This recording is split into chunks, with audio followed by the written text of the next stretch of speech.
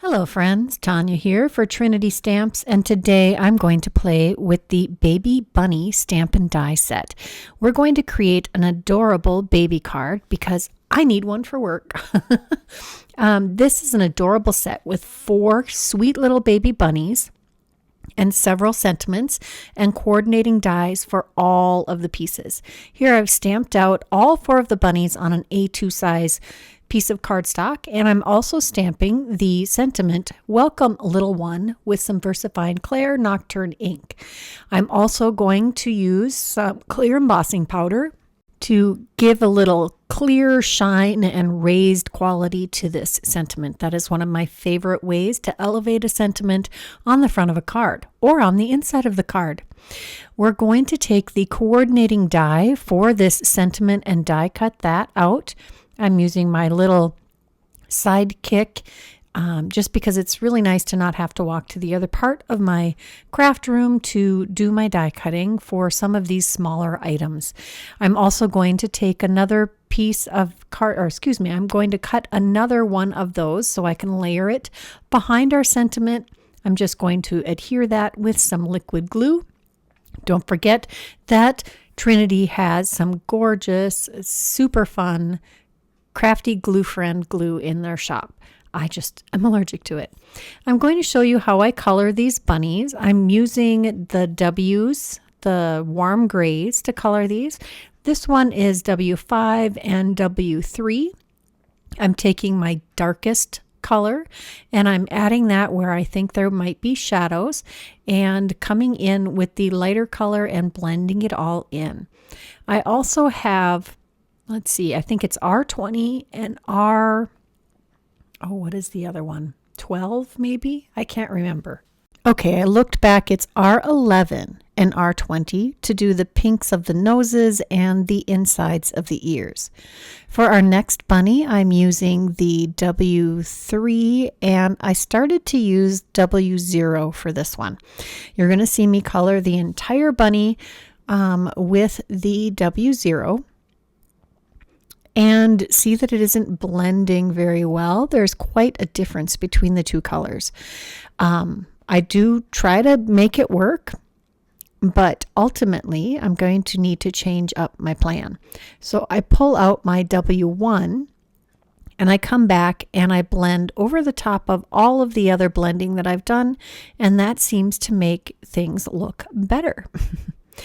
Now for our third bunny, we're using W1 and W0, and we're going to just add a little bit to each of the the low light areas, and I'll come back in with the W0 and blend all of this. This bunny's going to look more like a white bunny. And did you see that I put some pink on his little toe beans areas? I thought that was just the perfect little touch. For our last bunny, we're going to use 3 colors. I'm starting with the, is that the W5, W3, and W1? Yes, I think that's what I ended up doing. This bunny is going to be quite a bit darker. And I had initially thought I was going to color 5 bunnies because the person this card is going to already has 2 children and they're having a third. And I thought I would represent each family member with a bunny. However, I couldn't figure out how to make that happen perfectly because ideally I would have taken this last bunny that I'm coloring and mirrored that. And I just wasn't up to mirror stamping today. It is quite achievable, but I just didn't want to do one more technique. So now that all of our bunnies are colored, I'm going to stick it back in the MISTI. I haven't moved my stamps. They stayed in there. I'm re-inking with the Hero Arts Intense Black ink and stamping one more time over the top of the bunnies to just crisp up all of those outlines and details. I find that after you have colored with an alcohol marker, it does dull down the lines a little bit. Now I've die cut all of them with the coordinating dies. So next I wanted to make some gingham background. I don't have any gingham in my stash, so I pulled out this diagonal stripe from the Slimline Stripes stencil set. It's a 2-piece stencil set. There are these diagonal stripes and then there's some wider vertical stripes. Or is it horizontal? Anyway, I did one direction with this stencil on an 8.5 by 11, no, 8.5 by 5.5 inch piece of cardstock. And then I completely flipped over the stencil after I cleaned it and sprayed the second side with some Pixie spray. And I'm adding the second direction of stripes to create this little baby gingham pattern on our green cardstock. I did start with a light green cardstock to begin with, and I'm using Shabby Shutter's Distress Oxide ink to stencil this. And as you can tell, I used not a swirling motion, but a one directional in the direction of the stripe to do the ink blending. Now I'm going to cut that down with one of the Modern Embossed Edge A7 stacks to make a 4.5 by 6.5 inch panel. And we're going to pull out the Dainty Scallop rectangle and circle along with the Argyle stitch background to create, it kind of looks like a baby blanket in the middle of the panel. So I've die cut some shimmery white cardstock for the rectangle scallop. I trimmed down a piece of white cardstock that would fit inside that scalloped rectangle and die cut that with the Argyle stitch background. And then I took a piece of vellum and die cut that circle that's going to fit behind our sweet little bunny. I'm going to add the Argyle stitched panel to the Dainty Scallop rectangle. And I'm going to add just one layer of lightweight cardstock scrap behind that. I had already adhered the gingham background to the 5 by 7 white cardstock base or card base. And now I'm going to start layering up the different pieces for our centerpiece, our sweet little baby bunny.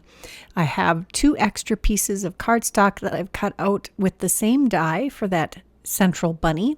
And now I'm going to I adhered 2 of them together, the main image and the extra. And then I stuck that to the vellum and we'll sandwich that vellum piece right between these pieces of bunny die cuts.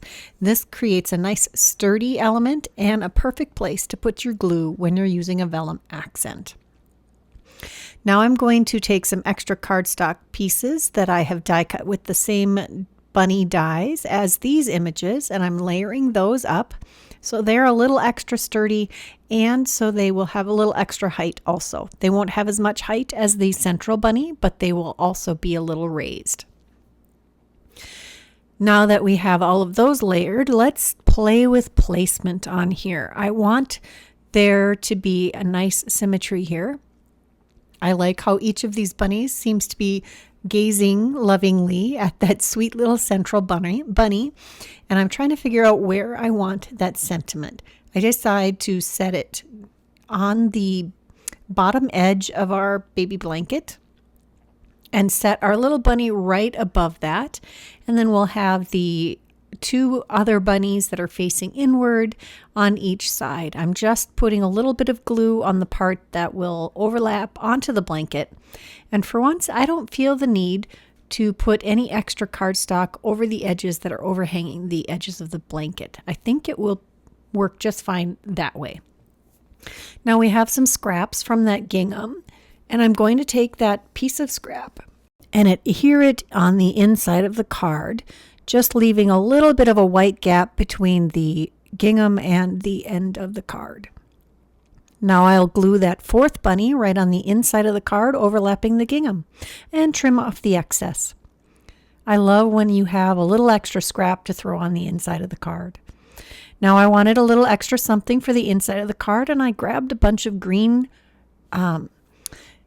embellishments that I thought might work with the card and decided to go with the Hint of Mint Jelly Hearts. These have some clear green tinted hearts and some frosted green tinted hearts in 3 different sizes, and I'm alternating them in the 3 different sizes on each side of the baby bunny, kind of like the hearts are rising out of the adult bunnies on each side of our sweet little baby. That completes our entire card. I hope you enjoyed seeing how I made my own gingham and customized this sweet little baby blanket bunny card. If you did, please leave me a comment below. Like this video. If you haven't subscribed to this channel, now is a great time to do that. If you're interested in any of the supplies that I used today, check that description box below. They are listed and linked as always. And until next time, here are a couple more videos I thought you might enjoy. Bye-bye.